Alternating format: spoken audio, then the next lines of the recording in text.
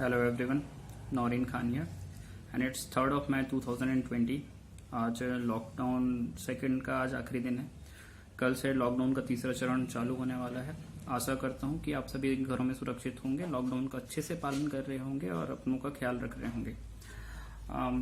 बहुत दिन से सोच रहा था, मन में बहुत सारी चीज़ें थी, पर ये डिस्कस करूँ या ना करूँ। फिर being the responsible citizen of this country I thought कि मुझे ये शेयर करना चाहिए। and there are some important issues which I am going to share with you today. The most important issue is our lives controlled by the social media? क्या हमारी जिंदगियां अब social media जो है वो कंट्रोल करने लगा है? सोशल मीडिया आप सभी आज की डेट पे यूज करते होंगे in the form of WhatsApp, Facebook, Instagram, Twitter etcetera. So इन सभी प्लेटफॉर्म्स पे बहुत सारी चीज़ें शेयर की जाती हैं, कुछ अच्छी जानकारियां शेयर की जाती हैं, उसमें से कुछ सही भी होती हैं, कुछ गलत भी जानकारियां होती हैं। पर इसका प्रभाव हमारी ज़िंदगी पर अप्रत्यक्ष रूप से दिखने लगा है कि हम जो सोचते हैं और हमारे जो क्रियाकलाप हैं वो अभी सोशल मीडिया जो है कंट्रोल करने लगा है। और इस बात से शायद आप भी इत्तेफाक रखेंगे। जैसे कि कुछ एग्जांपल्स मैं आपके सामने प्रस्तुत करना चाह रहा हूँ, जिस पर मैंने थोड़ा सा होमवर्क किया हुआ है।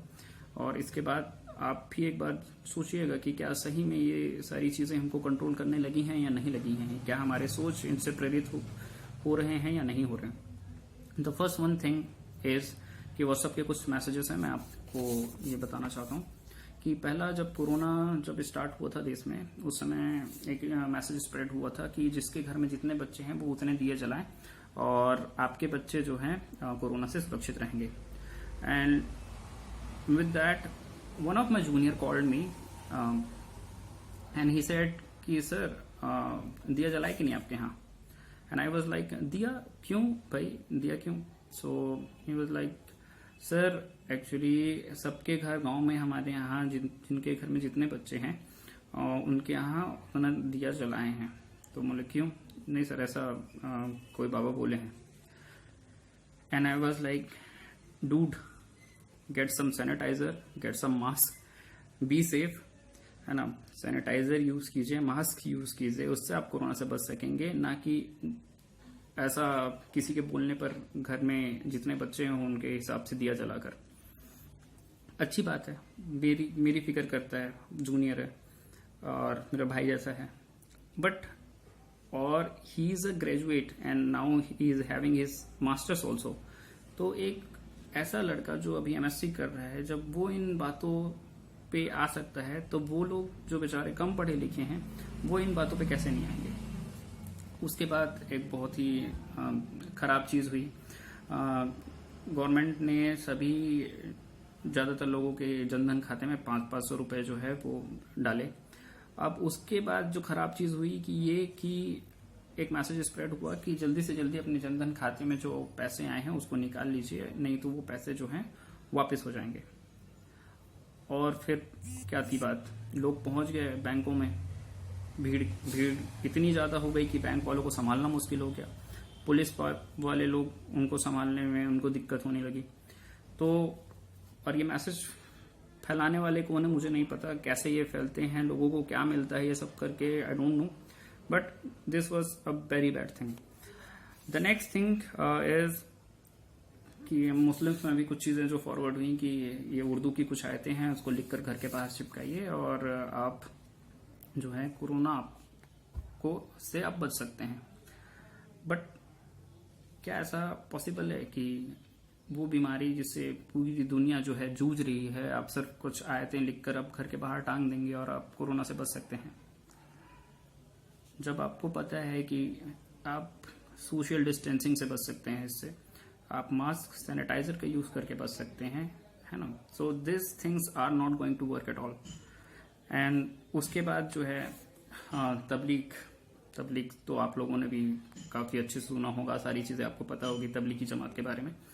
एंड जस्ट लाइक यू, मैंने भी पहली बार सुना था तबलीगी जमात के बारे में कि ऐसा भी कोई जमात होता है। And what was the case कि कुछ लोग जो थे तबलीगी जमात के, वो दिल्ली में एक ही जगह पे गैदर्ड थे। और फिर उसके बाद मीडिया में न्यूज़ चली कि काफ़ी ज़्यादा लोग जो है तबलीगी जमात के एक ही जगह पे छुपे हुए हैं। और फिर उसके बाद उनको फाइंड आउट किया गया, और उसके बाद वो लोग फिर इधर उधर कैसे पहुंचे, तबलीगी जमात के लोग इधर से उधर जो है कई जगह पे पहुंचे, और उसकी वजह से कोरोना काफ़ी स्प्रेड भी हुआ, and that was a very bad thing. And मैंने उसके बारे में फेसबुक में कुछ टिप्पणियां भी लिखी थी, लेकिन वो चलिए आपसे गलती से हो सकता है। मैंने लिखा था टिप्पणी उसके बारे में जो उन्होंने डॉक्टर्स के साथ सुलूक किया, डॉक्टर्स पे पत्थरबाजी की एंड और भी कुछ चीज़ें।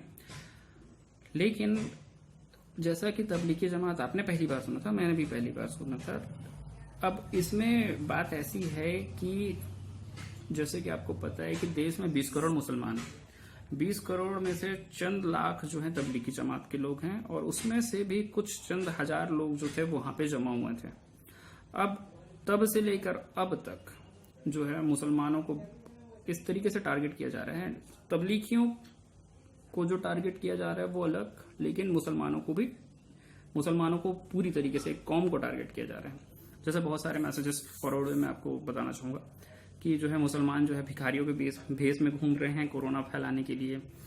मुसलमान जो है सब्जियों में थूक लगाकर बेच रहे हैं कोरोना फैलाने के लिए। फिर मुसलमान जो है नोट पर थूक लगा के सड़कों पे बिछा दे रहे हैं, फेंक दे रहे हैं ताकि कोरोना फैल सके। And these are were fake messages and you may check it, है ना, आप गूगल कर सकते हैं। क्या मेरे यहाँ तो कोई ऐसा भिखारी नहीं आया, या मेरे गांव में मैंने ऐसा कुछ नहीं सुना कि ऐसा कोई भिखारी आए हैं। क्या आपके यहाँ आए होंगे तो मुझे नहीं पता, अगर आए होंगे तो मुझे बिल्कुल बताइएगा। या आपको ऐसे पड़े हुए नोट मिले हों, या ऐसा कोई फल वाला जो थूक लगा कर बेच रहा हो। So how this message were spread, कोई तो इसको फैला रहा होगा ना।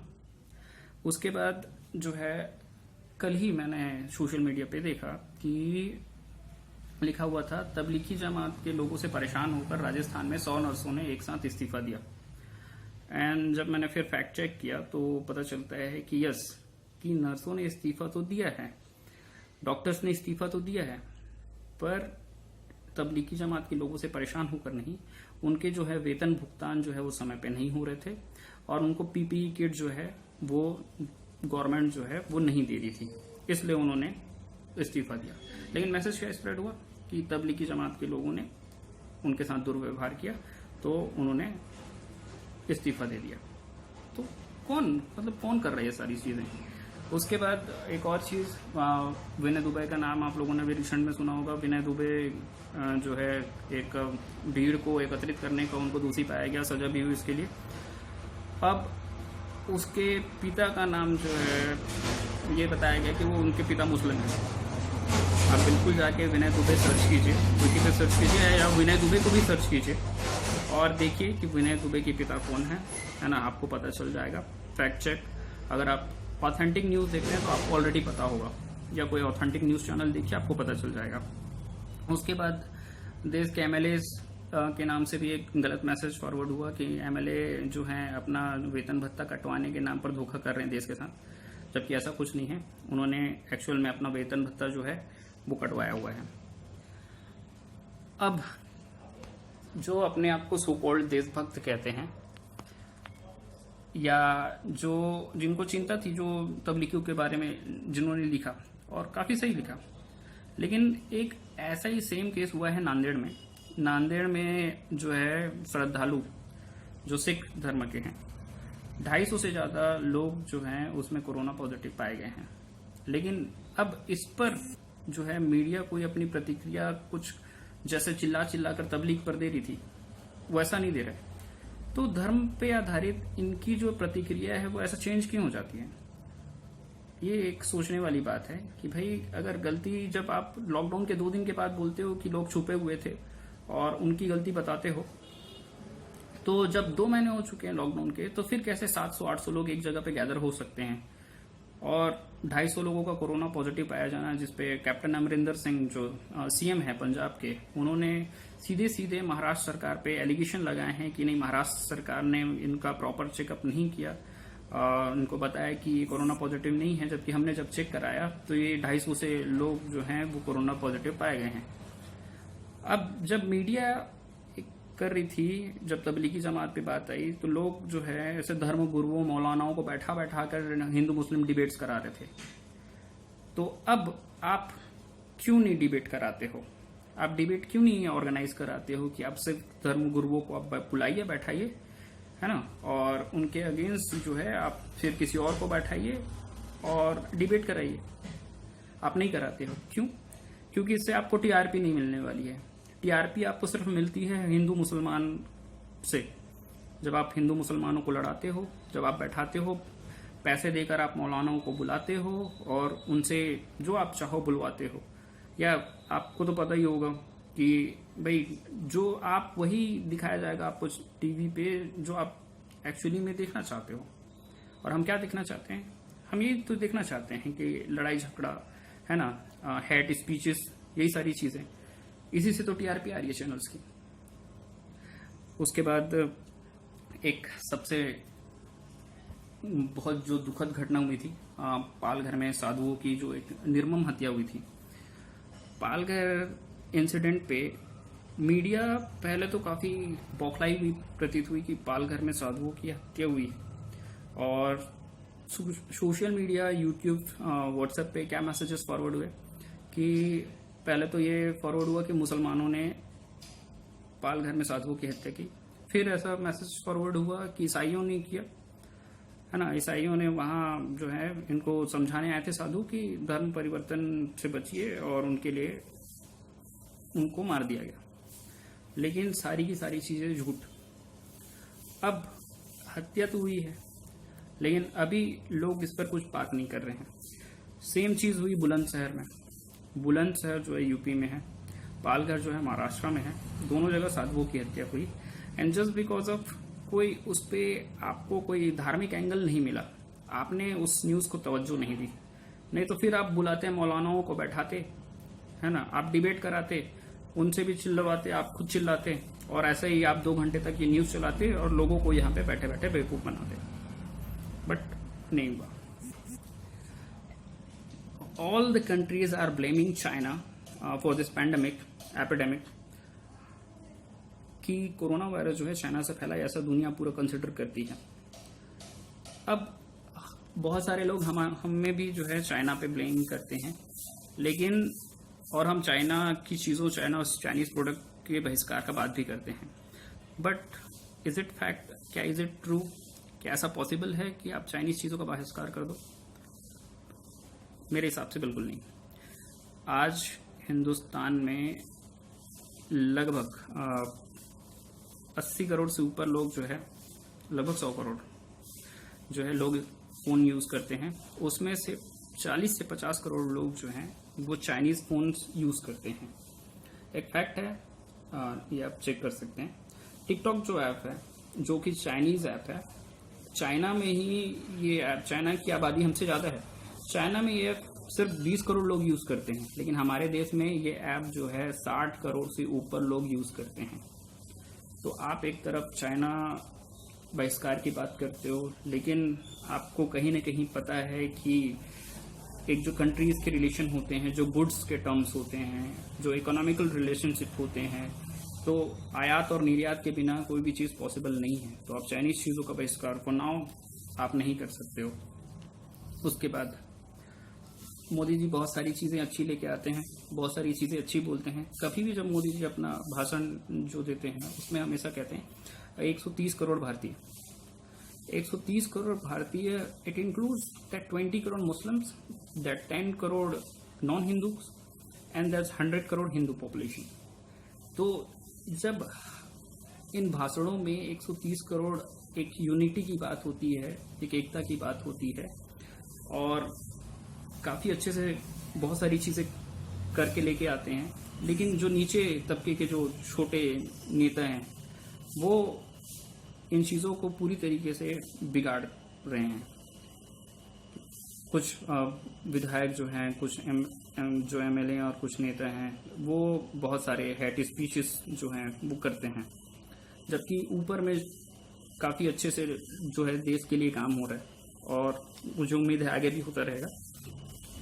मोदी जी ने जब लॉकडाउन अनाउंस किया था तो उसके बाद से सबसे पहले तो जो थाली और जो है शंख वगैरह बजाने की बात हुई थी, तो थाली घरों से बजाने और सोशल डिस्टेंसिंग मेंटेन करके करने की बोला गया था। लेकिन लोगों ने क्या किया, लोगों ने रैलियां निकाल दी थाली गाजे बाजे के साथ, विच वॉज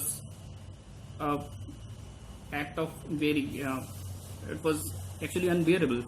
एंड देन जब उन्होंने बोला कि कैंडल्स चलाइए, है ना, और जो भी है फ्लैश लाइट वगैरह चलाइए, 4 चीज़ों को बोला जाए, लोग मसाल लेकर सड़कों पे निकल आए, तो एक पटाखे फोड़ने लगे।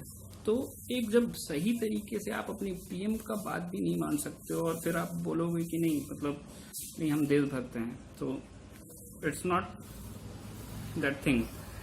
फिर उसके बाद अभी जो है लॉकडाउन तीसरा जो चरण चालू होने वाला है, उसमें आप समझिए कि मंदिर मस्जिद वगैरह सब बंद रहेंगे, लेकिन शराब की दुकानों को खोलने की अनुमति है। और इस पे जो हमारे जो लोग हैं, जो हर बात पे हिंदू मुस्लिम करने पे आतुर हो जाते हैं, उनको इनसे कोई फर्क नहीं पड़ रहा है। वो अब चिल्ला नहीं रहे कि शराब दुकान बंद होनी चाहिए, शराब दुकान नहीं खुलनी चाहिए, क्योंकि ये जो इतने दिनों का हमारा मेहनत है, 40 दिन हो गए ऑलमोस्ट, और 17 दिन अभी और लॉकडाउन रहने हैं, 15 दिन और, तो ये पूरी चीज़ें जो है मेरे हिसाब से व्यर्थ हो जाएंगी अगर ये शराब दुकानें खोल दी जाती हैं। तो मुझे लगता है हम सबको मिलकर इसका विरोध करना चाहिए। एट लास्ट मैं कहना चाहूँगा कि देश का हर एक नागरिक देश से मोहब्बत करता है। कुछ लोग हैं हर कौम में, हर मजहब पे, जो असामाजिक तत्व हैं और जो देश को तोड़ना चाहते हैं, बांटना चाहते हैं, तो इनसे हमको दूर रहना चाहिए। आगे आने वाला समय अर्थव्यवस्था जो है हमारे देश की डगमगाने वाली है, तो देश की अर्थव्यवस्था को देखते हुए, इन चीज़ों से बचते हुए, जो देश में नफरत जो फैलाते हैं उनसे बचते हुए, हमको अपनी अर्थव्यवस्था को मजबूत करने के लिए अपने आप को मजबूत करना होगा, अपने आप को किसी अच्छे जॉब्स में लाना होगा, कोई अच्छी चीज़ें काम पे ध्यान देना होगा, ना कि इन सारी चीज़ों पे। आज हर एक जो नेता अपने आप को कहते हैं युवा नेता, वो नेता भी हैं, युवा नेता भी हैं, उनको देश के बड़े बड़े मुद्दों पे, हर चीज़ पे आप फेसबुक पे लिखते हो, व्हाट्सएप पे लिखते हो, लेकिन आपके घर मोहल्ले में जो चीज़ें खराब हैं आप उनके बारे में कुछ नहीं करते हो। तो आप ये सवाल उनसे पूछिए जो देशव्यापी मुद्दों पर जो लिखते हैं, कि क्या आप अपने मोहल्ले के मुद्दों पे, क्या अपने शहर पे सड़क अच्छा नहीं है, पानी अच्छा नहीं मिल रहा है, क्या आप उन मुद्दों के बारे में कुछ करते हो? क्योंकि देश का विकास तो तभी संभव है जब आप अपना खुद का विकास करोगे, आप अपने मोहल्ले का विकास करोगे, तभी तो देश का विकास होगा। लेकिन आज हर किसी को देशव्यापी राजनीति करनी है, एंड ऐसे देश जो है गर्त में ही जाएगा। तो इस चीज़ को समझिए, नफरत नहीं, प्यार बांटिए, सेफ रहिए। Thank you. जय हिंद।